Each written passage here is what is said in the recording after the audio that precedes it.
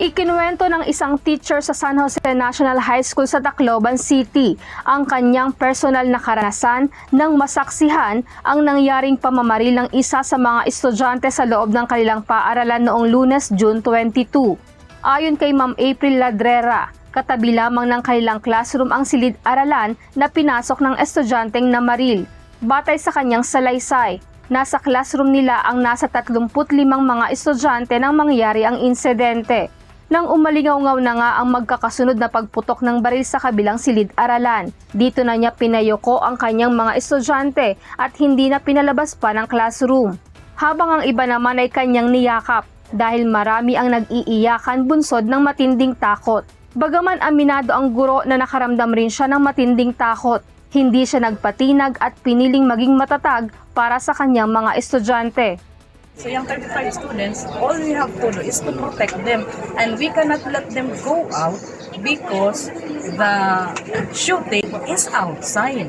So how can we sacrifice our students to go out? So we have to protect them inside. Kwento ni Teacher April, mabuti na lamang at hindi lumipat sa kanilang classroom ang namaril na estudyante at sa halip ay nagtungo ito sa iba pang bahagi ng paaralan. Umikot siya, tapos sabi ng bata, "Ma'am, nasa likuran niyo na." Kinabahan na ako kasi yung baril, nakaganyan na doon sa window, nakaganyan na siya. So kinabahan na ako. Paano ko ipoprotect ang mga bata? So I have to hug them, I have to comfort them. Sige, just stay down and keep quiet. Just stay down. Nang makakita na siya ng pagkakataon na makatakas, agad niyang pinalabas ng classroom ang kanyang mga estudyante. Ipinagmalaki naman ni Teacher April ang kabayanihan na ginawa ng isa sa kanyang mga mag-aaral na tumulong para gabayan ang kanyang mga kaklase na makaligtas sa insidente. So yung aming bata, yung lalaki na para sa akin, he was a hero para sa akin. Sabi niya, "Ma'am, umalis na. Labas na kayong lahat." So labas na kami lahat. So ako yung last, advisor ako kami yung last, hindi ko na nakita kung basta ang nakita ko, takbuhan na lahat sa lapalabas na gito. So sabi niya na, "Ma'am, sige na, takbo ka na." Sabi ko, "Uy, sama na tayo." So hindi, "Ma'am, takbo ka na." Parang siya yung last. So para sa akin, I was very thankful for him na talaga yung buhay niya, parang hindi niya naisip na kung anong mangyara sa basta lahat sila, teacher ko ma-safe. Pero sumunod din siya. Mabuti na lang, that section that I was handling, safe lahat.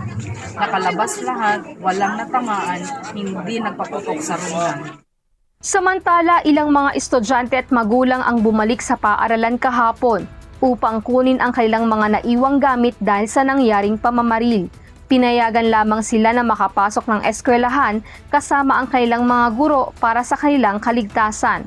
Samantala, nanawagan naman ang Philippine National Police sa mga magulang at guro na agad iulat ang anumang banta, kahina-hinalang kilos o pagbabago sa ugali ng mga estudyante upang maagapan ang mga ito at huwag nang maulit ang pangyayari.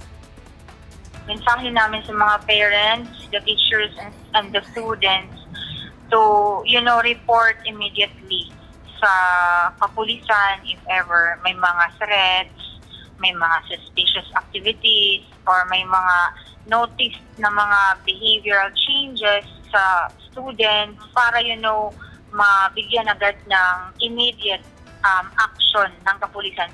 Especially when it relates talaga to the safety and security ng mga students and the teachers. Lizel Nael, UNTV News and Rescue.